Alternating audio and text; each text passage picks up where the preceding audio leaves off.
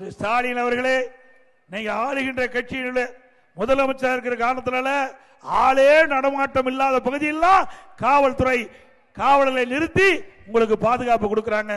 நீங்க ஆயிரக்கணக்கான பேர் உங்களுக்கு பாதுகாப்பு பணியில் ஈடுபடுறாங்க. நாங்க அதை வேண்டாம்னு சொல்லல. அதே வேளையில் எதிர்க்கட்சிகள் நடத்துகின்ற கூட்டத்திற்கும் முழுமையான பாதுகாப்பு கொடுப்பது அரசின் கடமை. இங்க நாமக்கலுக்கு வந்தார், அங்கே கரூருக்கும் போனாங்க.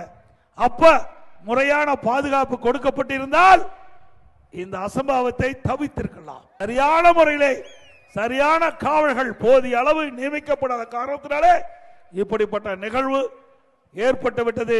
திரு ஸ்டாலின் அவர்களே, தமிழகத்தை தலைகுனிய விடமாட்டேன் என்று கர்ச்சிக்கிறீர்கள். தமிழகம் இந்தியாவிலே தலைகுனிந்து நிற்கின்ற காட்சியை நாம் பார்த்து கொண்டிருக்கின்றோம். இந்த மண்ணில 41 உயிர்கள் பலியானதற்கு யார் காரணம்? இந்த அரசாங்கமே சரியான முறையில் நடவடிக்கை எடுக்காத காரணத்தினாலே விலை மதிக்க முடியாத 41 உயிர்கள் இழந்திருக்கிறோம். அத்தனையும் எப்பொழுது பார்த்தாலும் தமிழர் தமிழர் என்று சொல்லிக் கொண்டிருக்கின்ற முதலமைச்சர் அவர்களே, தமிழ்நாட்டை சேர்ந்தவர் தான் 41 பேர் இறந்திருக்கிறார் என்பதை நீங்கள் எண்ணி பார்க்க வேண்டும்.